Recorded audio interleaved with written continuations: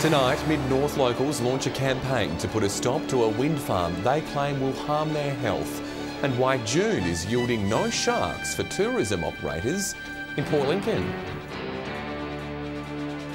This is Southern Cross News with Fraser Goldsworthy. Good evening. A group of locals has voiced its opposition to a 26-turbined wind farm proposed as part of a Crystal Brook energy park. It says its close proximity to the town could have a number of health implications for nearby residents and also hurt Flinders Ranges tourism. They're the largest wind turbines in the country, the second largest in the world, and they're proposed for Crystal Brook's energy park. Concerned residents approached council last night, saying the wind turbines are far too close to the main street and will have a detrimental effect on tourism. 6 of these turbines are within 2 kilometres of Bowman Park, and all 26 of them are within 5 kilometres. They claim the turbines will devalue houses in the area. They're also fearing serious health implications. What the acoustic impacts are going to be, whether I'm going to hear them all the time, and what impacts that it's going to have on my health. And this noise is startling or triggering that startle reflex and all the time. What it means is that you'll never go into REM sleep. So you'll never get a good night's sleep.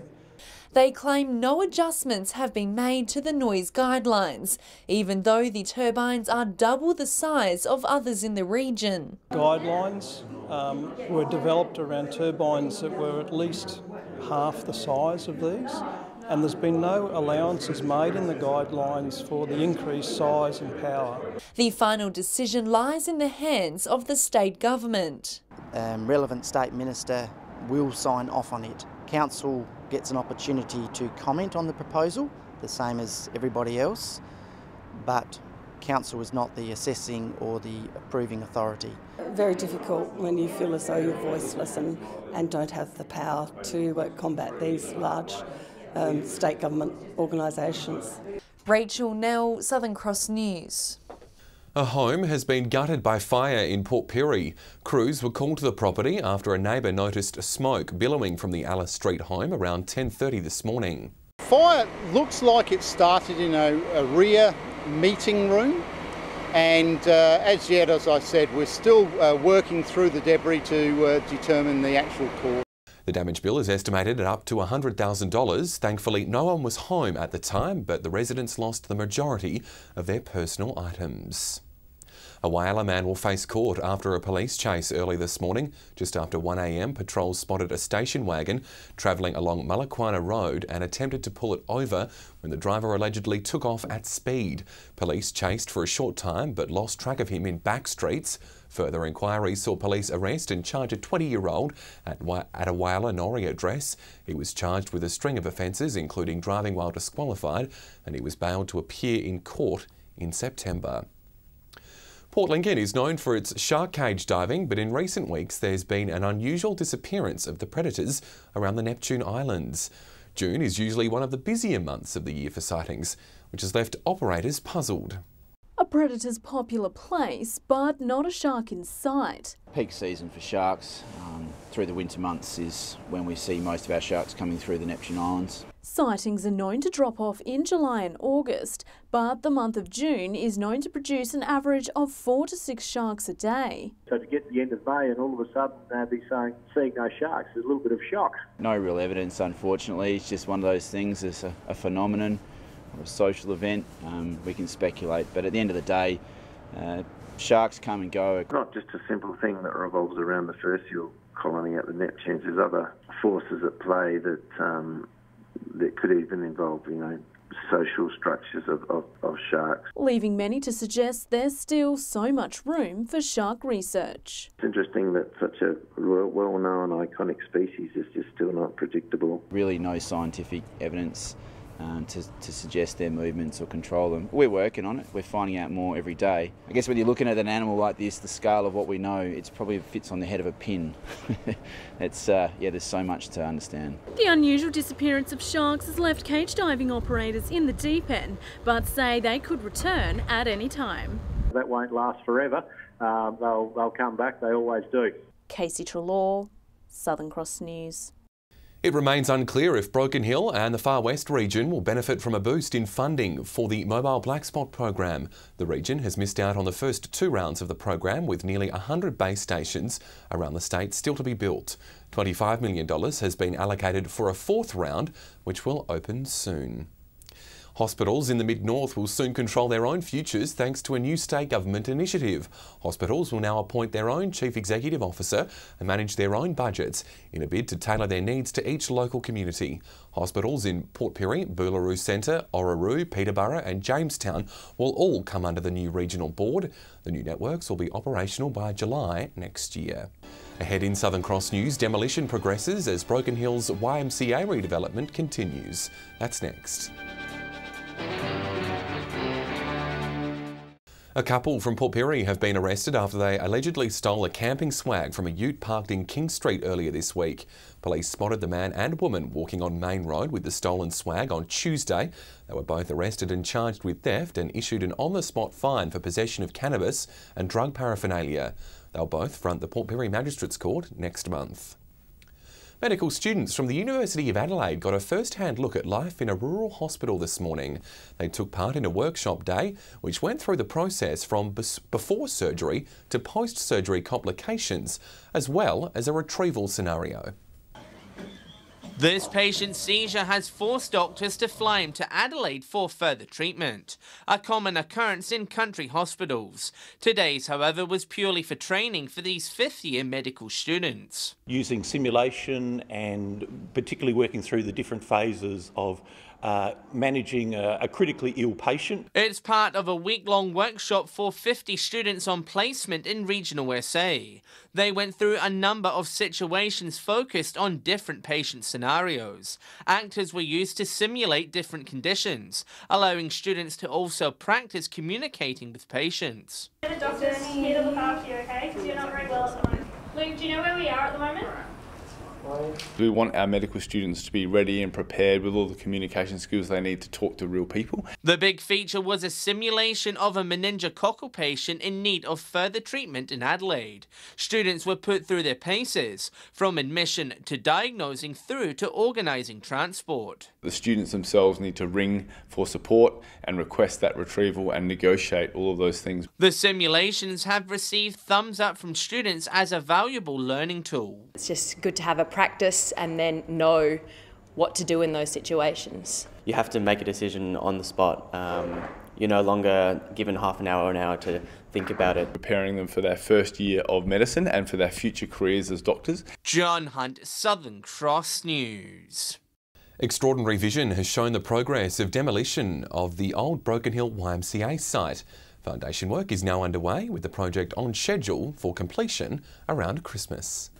Out with the old and soon to be in with the new. The demolition phase of the project is complete. For the past month and a half, crews have been busy tearing down a large part of the YMCA building. This time-lapse shows the sheer scale of the job. More than 600 tonnes of material has been torn down to pave the way for a multi-million-dollar redevelopment. Within the next week or so, about a third of that will actually come back in as a result of the pouring of the new concrete slab for the new gym area and also the new amenities. The concrete slab will be poured on Monday, with core construction work to follow. The project program is currently 15% complete, with the delicate process of transforming the city's former German club into the new reception area now underway. The building is more than 100 years old, so crews are taking precautions. Thankfully, at this point in time, not uncovered any significant risk as a result of that process. It's a case of so far so good for the project's progress. Completion is still slated for late December. As we get closer to that, we'll certainly be providing more information as to an opening of the site, but we are very pleased that at this point in time we are on track and, more importantly, on budget. Patrick Reinke, Southern Cross News. Dozens have gathered for an Oz Minerals community information session in Port Augusta. The company gave updates on its various mining projects, as well as developments on proposed projects in the region, one in particular slated for Port Augusta's doorstep. Another group of interested locals keen to see how the Oz Minerals mining projects are developing in their area. It's a great opportunity for us to understand what's on the community's mind. The session detailed the progress of the Carrapateena site. An on-site airstrip and accommodation village are two more completed tasks to tick off the list, as it ramps up towards the future goal of production. Also in the works is a hill-to-hill transmission line, which will secure energy to both the Prominent Hill and Carapatina mines, and a concentrated treatment plant, which will produce a high-quality and in-demand form of copper. Its preferred location is just out of Port Augusta. And we'll make a decision at the end of the year, decide whether to proceed with that project. Oz Minerals has also entered into an agreement with Global Maintenance Upper Spencer Gulf to maximise the use of local businesses in current and future projects. It doesn't guarantee business opportunities for local suppliers, but it gives them a real head start and opportunity to engage with buyers. We've grown from a couple of guys with a couple of trucks and machinery to we've now got 21 employees on the books. Garth Burley, Southern Cross News. Coming up next, the local man recognised for his service with an Order of Australia medal. That's next.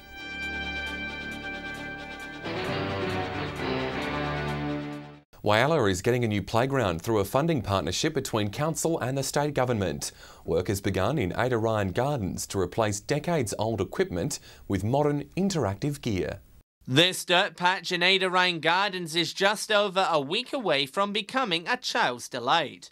Council is replacing tired equipment with brand new gear, purchased after residents provided feedback through an online survey. We had a community consultation process where 137 people fed back to council and said, what kind of equipment would you like to see and what would your kids like to use? As part of the new site, there'll be slides, swings and rides, which will include a novelty jeep. The big feature will be an intermediate pyramid, where children can climb up to a couple of metres high. Bring more families down to enjoy the improvements we've already made to our tennis courts, the barbecues, all our seating, and now the kids can have a real nice play area. It's one of 4 playgrounds to be refurbished in a $400,000 program jointly funded by council and the state government. It also adds to the work being done at Wilson Park. Aimed at improving the livability of our city. The city is really committed to this livability factor for our community. John Hunt, Southern Cross News. A Port Augusta man has been recognised for his service to the community, awarded an Order of Australia medal, all for his work on his trusty postie bike. Craig Kipling was one of the founding members of the Apex Outback Postie Ride, and since it began, the event has raised almost $1 million to help families living with cancer. It's the quirky event with an undeniable Australian icon, and the man that started it all now has an OAM to show for it. I was honoured and humbled to receive it. It was a great honour. Greg was announced as the recipient of the award over the weekend as part of the Queen's birthday celebrations for initiating the concept of the Outback Ride. Since those sort of humble beginnings in 2007, the event's raised a bit over $800,000. The money has helped Apex build holiday cabins on the Copper Coast, which gives families affected by cancer the opportunity to have an enjoyable getaway without financial burden. And get to enjoy some quality time with their family at a tough time. Tackling the terrain of the Flinders Ranges on these Hondas is no mean feat, and many a bike have buckled under the pressure of the task. You know, they don't go very fast, but most of the guys hold them flat out for 4 days and they just take a real pounding. With the start date for the Outback Adventure fast approaching, the riders are keen to kickstart the ride and give it full throttle. Everybody's pumped, ready to go. Looking forward to it. Garth Burley, Southern Cross News.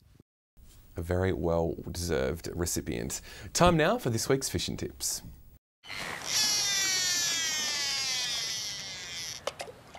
Welcome to another week around the Gulf Fishing Tips from Port Pirie. Last weekend was a little bit windy, a little bit messy, but there's still plenty of things to be had out there in the Gulf.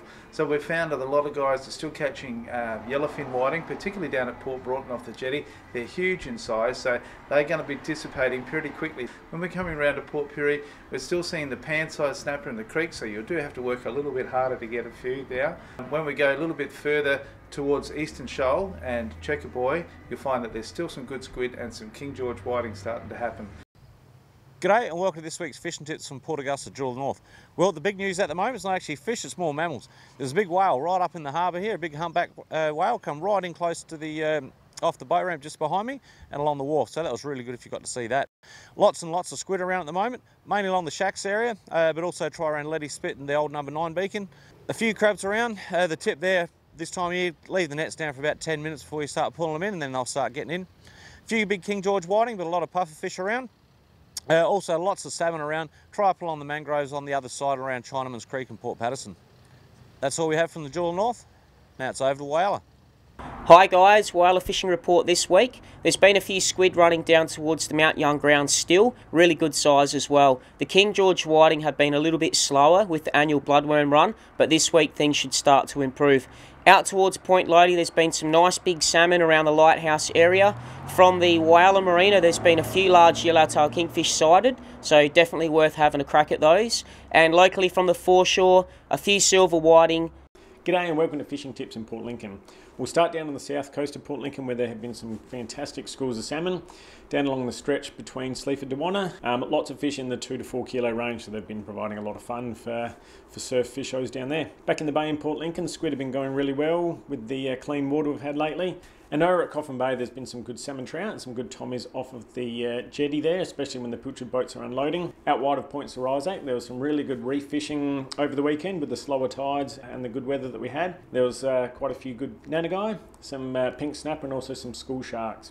That's all for Fishing Tips this week. We'll see you again with more tips next week. Well, stay with us. Amy's along with the weather details next. And the rainy conditions seem to have made a comeback around the Gulf, Amy. They sure have, Fraser, and they're forecast to hang around into the weekend. All the details are up next.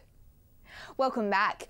It was a very wet winter's day around most centres today. Port Augusta and Whyalla seeing showers and a top of 18. Wet and windy conditions in Port Lincoln, while Broken Hill was the only place to see a fine day. Checking the satellite now, and a cold front is generating showers and the odd storm. Skies are clearer further north under a ridge of high pressure.